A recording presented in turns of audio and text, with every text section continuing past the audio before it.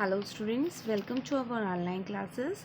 We had started chapter 3 from history, companies administration and expansion. This is part 3 from the same chapter. In the previous video, we discussed about the company's administrative structure. The company's administration is regulated by 4 agencies: civil services, army, police and judiciary.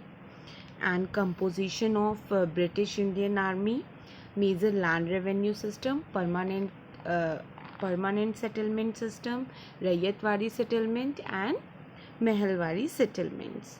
In today's video, we will discuss about the commercialization of agriculture, indigo cultivation, and the systems of indigo cultivation, niche and Rayat system, and indigo revolt. Let's start today's topic.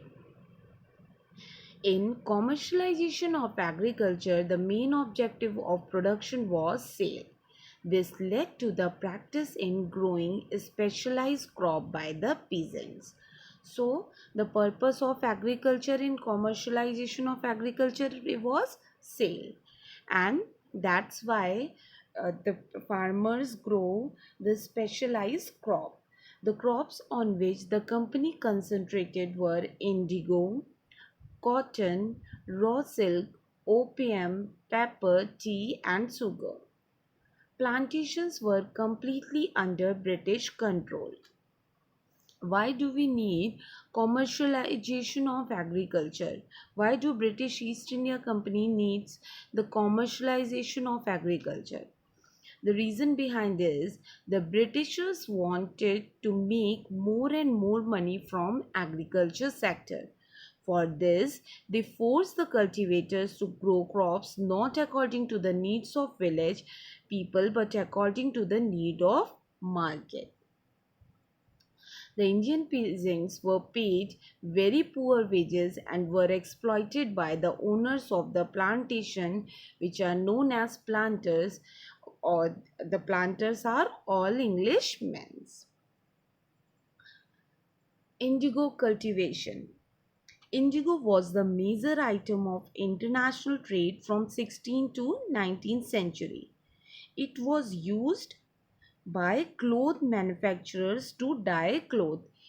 Indigo is used for dyeing cloth.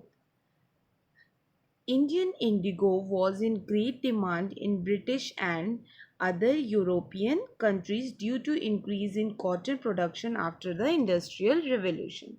Indigo produced in India was in great demand in European market. So many Europeans became planters and started indigo cultivation in India. There were two main systems of indigo cultivation in India, the niche system and the Rayoti system. Have a look on niche system. In this system, the planters produced indigo on the lands which were under his direct control. So, in niche cultivation, planters produced indigo on the lands which were under their control, and indigo could be cultivated only on fertile lands. And these were all densely populated. And in this system, the planters produce indigo on lands that they directly control. To cultivate indigo in plantation, they required large tracts of fertile lands, and these fertile lands are having a huge population. Now, what is Rayoti system? Under the Rayoti system, a contract was signed between Rayats, which are known as farmers, and the planters, Englishmen or Britishers. Those who signed the agreement got loan at low rate of interest, but in return they have to cultivate indigo on 25% of their land holdings. So, Rayats were given loans and forced to grow only indigo at least 25% on the area under their holdings. The planters informed the peasants that loans could be repaid only by supplying indigo to them at fixed low rates. So, after the indigo cultivation, the land could not be used for cultivate rice again, and indigo cultivation exhausts the fertility of soil, and the farmers got a very low price for the indigo. Due to that, they are unable to pay back the loan, which led them to the clutches of money lenders. So the plantation of indigo was difficult for the peasants, as they get very low price for the indigo, and after indigo cultivation the fertility of soil is exhausted.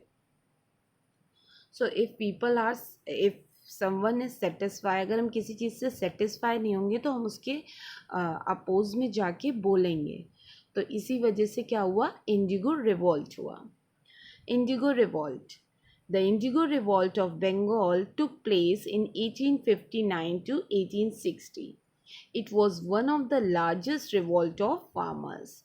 The farmers refused to sow indigo on their land, and they attacked the indigo factories. The widespread of nature of rebellion forced the government to act immediately. So, the indigo revolt begins from Bengal, and it was the largest revolt of farmers. The Indigo Commission was set up to look into the system of indigo production and suggest the changes in the production of indigo.